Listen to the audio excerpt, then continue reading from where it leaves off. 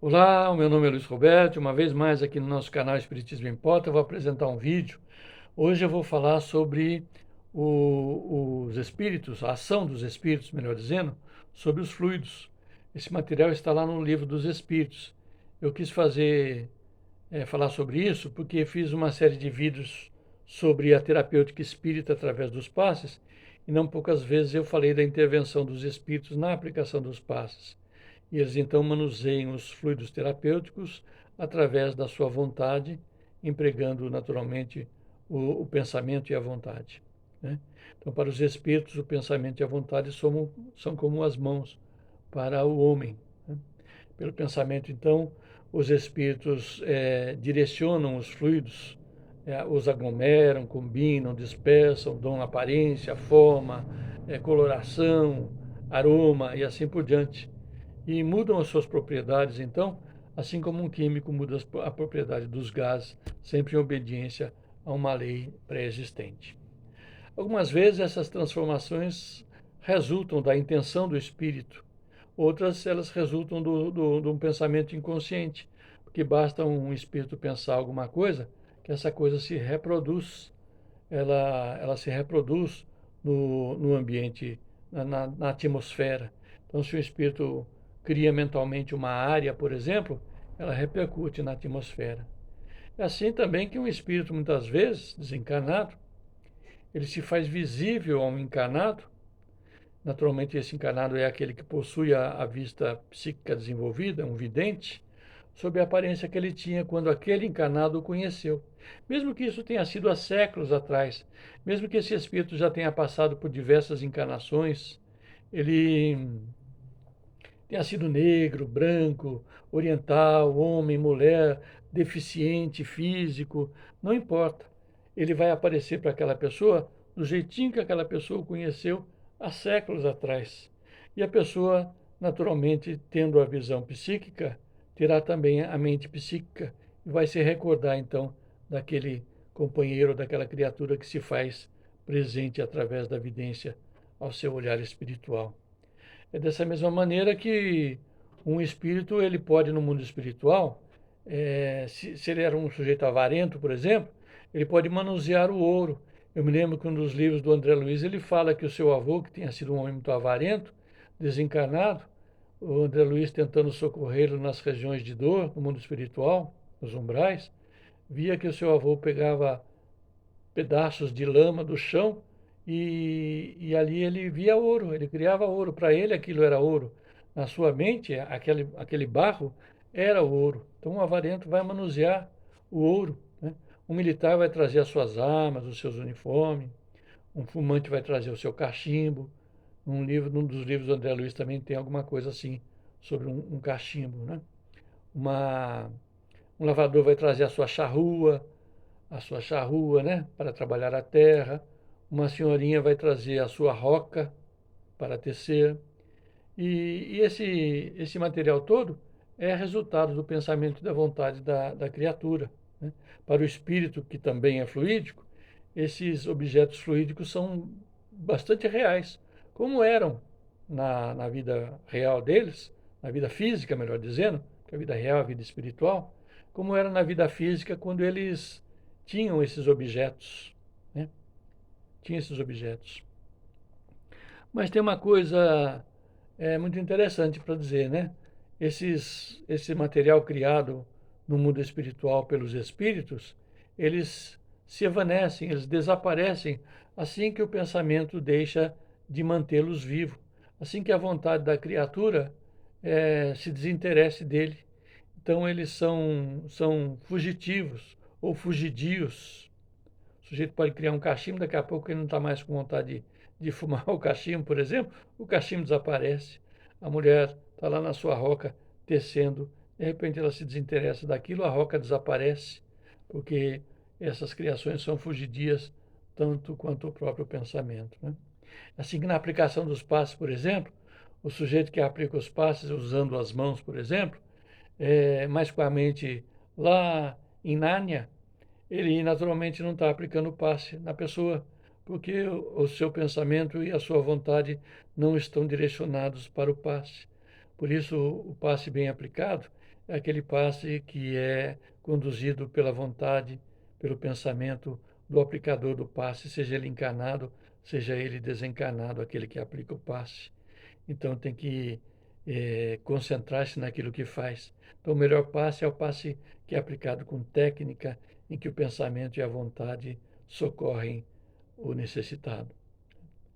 Então, nós podemos dizer que, sendo os fluidos o veículo do pensamento, este age ou atua sobre os fluidos, como o som, por exemplo, é sobre o ar. Você tem uma trovoada lá na serra, a serra está chovendo, tem uma trovoada danada lá. Você escuta daqui o barulho da trovoada, porque o ar traz para nós o som. Então, os fluidos conduzem os fluidos também, o fluido atua sobre o fluido. Assim também ensina o espírito Ramatice, que o fluido age sobre o fluido. A gente pode dizer, então, sem receio, que há nesses fluidos ondas e raios de pensamento e que se cruzam sem se confundir, assim como as estações de rádio, as estações de televisão, uma não interfere na onda da outra. Elas vibram sonoramente, vibram através das imagens, entretanto, não se misturam, né? Mas há mais, há mais. Criando imagens fluídicas, o pensamento se reflete no envoltório perispiritual como num espelho, no pensamento perispiritual do próprio espírito, como num espelho. Toma nele, então, corpo e aí, de certo modo, o fotografa, né? Então, dá para os espíritos do mundo espiritual, tanto quanto os médiuns videntes com a vista psíquica desenvolvida, verem o pensamento da criatura, a intenção da criatura. Eu me lembro que, certa feita, o meu pai me disse assim, até já falei isso numa live no nosso grupo, né, no nosso trabalho de estudos. O meu pai me disse assim: você é amigo do fulano, você ajude-o, vibre bastante por ele, faça suas preces por ele, porque a intenção dele é suicidar-se.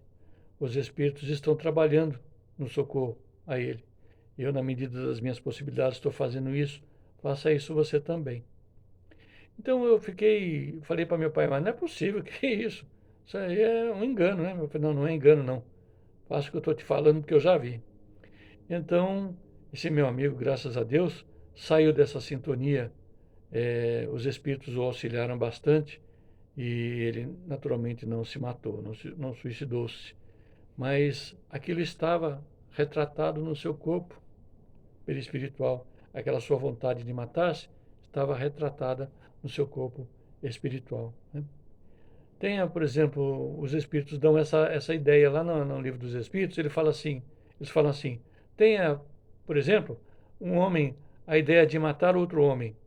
Embora o seu corpo material se lhe conserve impassível, seu corpo fluídico é posto em ação pelo pensamento, e esse pensamento, então, reproduz todos os matizes desse último. Ou seja, em espírito ele mata o outro. Ele pratica todos os atos que levaria à morte do outro, caso fosse aplicado fisicamente, né? Executado fluidicamente o gesto, então, o ato que ele intentou praticar, mas que fisicamente não materializou. Então eu fico pensando assim, que muitas vezes eu vi no centro espírita pessoas que iam lá com determinadas dores no peito, dor nas costas, por exemplo, e, e, e já tinha passado por médicos, né? Tinha feito exames de radiografia, ultrassonografia, essa coisa toda que os aparelhos buscam, e não encontravam nada. E a pessoa acabava pendendo, então, para procurar um socorro religioso. Muitas vezes não era nem católico, ia lá ao centro espírita, e o médium vidente, então, não rara vez o meu pai, dizia para a pessoa que ela tinha fazer um tratamento de desobsessão para ajudar um espírito que a perseguia. E esse espírito como que cravava uma faca no seu peito ou nas suas costas. E esse espírito podia ser encarnado ou desencarnado. Claro que meu pai sabia, o outro médium vidente também sabia se era encarnado ou desencarnado, mas não mencionava isso para não criar expectativa na pessoa em relação a essa ou aquela outra pessoa do seu conhecimento. Então, era feito um trabalho de desobsessão para socorrer aquele que era aparentemente, né, vítima e aquele que era aparentemente o algoz, a fim de que demovesse aquele que agredia da ideia de assassinar a criatura. E com o tempo passava, a dor passava, porque o espírito era demovido das suas intenções, a própria pessoa que era então tida como vítima mudava também a sua sintonia vibratória, os seus pensamentos, seus sentimentos, a sua vontade era insetada em coisas mais edificantes e passava, isso passava, né? Então o Allan Kardec ele diz isso, né? Que o pensamento cria a imagem da vítima e a cena inteira é pintada como num quadro, tal qual se ele desenrola no espírito. Então é desse modo que os mais secretos pensamentos ou os mais secretos movimentos da alma repercutem no envoltório fluídico, no envoltório perispiritual. É dessa forma que uma alma pode ler na outra, como num livro, e ver o que não é perceptível aos olhos. Interessante, aos olhos do corpo, né? Mas tem um detalhe também, né? Vendo a intenção, o médium vidente, por exemplo, vendo essa intenção, mesmo os espíritos, vendo a intenção da criatura, ele pode pressentir a execução, pode dar o alerta, conforme eu acabei de falar, né? Quais serão as consequências, assim por diante. Mas não pode determinar se aquilo vai ou não acontecer, se vai acontecer, qual vai ser o instante em que aquilo vai acontecer, se ele será executado ou não, né? Nem assinalar naturalmente os pormenores, ou ainda afirmar que ele se dê, que ele ocorra efetivamente, né? Que ele se dê. Porque algumas circunstâncias, como da desobsessão, como eu acabei de falar, pode algumas disposições ulteriores, né? Podem, podem alterar o rumo das coisas, né? Isso é bastante interessante mesmo. Na verdade, na verdade, esse assunto é extenso, conforme eu disse no começo do vídeo.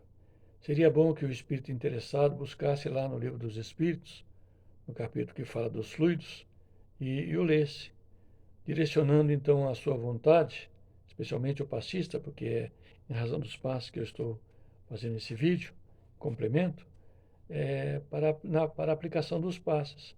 Ele tem a técnica na aplicação dos passos, ele sabe os pontos que devem ser alcançados. No caso de utilizar a cromoterapia, ele sabe quais as cores devem ser aplicadas. Então, que ele o faça, que nós o façamos, ele não, nós, né? Que eu também aplico passos, que nós o façamos então com, com o pensamento e a vontade direcionado para a aplicação dos passos. E isso vai resultar naturalmente, sendo do merecimento da criatura, uma melhora na sua condição. Eu tenho até uma história aqui da qual eu participei, que uma senhora havia muito que sofria de câncer e ela não tinha forças para desencarnar, essa que era a verdade. Era uma professora bastante conhecida aqui na minha cidade e muito querida também por seus alunos, agora já adultos, né? Na época já adultos. E eu era garoto ainda. Eu fui então um grupo de passes aplicar passe nessa senhora, aplicar passe para suas necessidades. E nós aplicamos o passe nela, eu participei da aplicação dos passes nela. Eu participei da corrente propriamente dita, fornecendo o meu próprio magnetismo. E quem direcionou o passe, naturalmente, foram os mais adultos, os que conheciam o assunto direitinho. E nós saímos da casa da senhora depois, foi uma visita breve, até porque ela não tinha condições de ficar recebendo visita, era desconfortável para ela. Nós, depois da aplicação dos passes, nos despedimos da família e saímos. E naquele mesmo dia ela desencarnou, a mulher desencarnou. Depois então, no centro à noite, já sabendo dela ter desencarnado, os adultos que participaram desse passe, eu volto a dizer, eu era garoto, tinha 16 anos na época, 15, 16 anos, que uma das pessoas disse para nós, vamos dar graças a Deus, porque nós conseguimos hoje ajudar a senhora fulana de tal a desencarnar, né? E eu fiquei assim, achei estranho, né? Eu estava aprendendo, achei estranho, né? Porque ela não tinha força sequer para desencarnar, para se desligar do corpo físico. Então ela precisava de um conteúdo magnético forte, né? que desse a ela força suficiente para ela se desligar da organização física. É claro que esse conteúdo magnético não foi tão somente o magnetismo humano, os espíritos que lá estavam para socorrê-la, para levá-la para a pátria espiritual, se utilizaram também dos fluidos da natureza, dos seus próprios fluidos, dos fluidos cósmicos, enfim, todo um conjunto atendendo à norma, à lei, né? Atendendo à lei do fluido sobre o fluido, para que ela pudesse então finalmente se libertar das amarras físicas. Então nós temos muito que aprender a respeito do socorro espiritual. Às vezes nós socorremos a pessoa para libertá-la da vida física, outras tantas vezes para reequilibrá-la, outras tantas vezes para a manutenção da sua saúde. E uma coisa que a gente aprende no centro espírita e que é muito importante da gente lembrar sempre, que nós precisamos nos entregar ao trabalho de servir, ao serviço. Aliás, falar em serviço, me lembro que meu pai, olha só com a questão da sintonia fluídica, né? Do manuseio dos fluidos. Muitas vezes a pessoa estava no nosso centro, desempregada, sem recursos, e o meu pai falava assim, vai lá na sopa, nós tínhamos a casa da sopa, né? Depois a creche, vai lá ajudar, vai lá lavar uma louça, vai lá, combina lá com a dirigente, que era a nossa irmã Miriam, combina lá com a dirigente para você fazer alguma coisa, aplicar um passe, vai lá aplicar o passe, você vai ver como as coisas vão mudar. Tem até um amigo meu que meu pai falou para ele, nós temos um terreno lá do lado da creche, vai lá capinar o terreno, que aquele negócio está um mato só. E deu a ele uma enxada e foi lá, passou lá 1, 2 dias lá, ele mais um outro amigo, que solidário a ele foi ajudá-lo, e ele arrumou um emprego. Ele estava tempo sem arrumar um emprego. Olha só, o colocou na sintonia do trabalho, na sintonia fluídica do trabalho, né? Porque ele, desempregado, estava se desesperando por estar desempregado. E a partir do momento em que ele começou a trabalhar, ele voltou a entrar em sintonia com os fluidos do trabalho.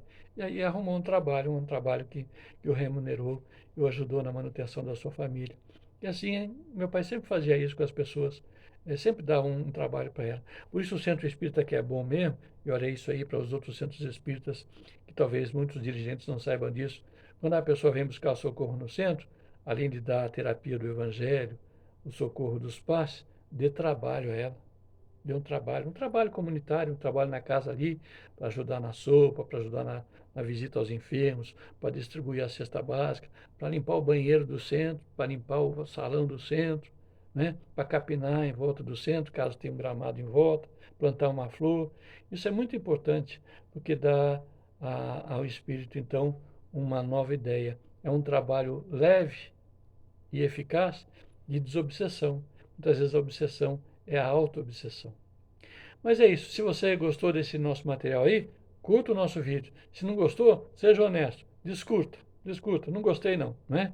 Mas, de qualquer forma, gostando ou não gostando, compartilhe para que outras pessoas possam também chegar às suas próprias conclusões e buscar esse conteúdo todo lá no Livro dos Espíritos, que fala sobre os fluidos, como os espíritos manuseiam os fluidos, né? E nós aqui da nossa parte, vamos adiante.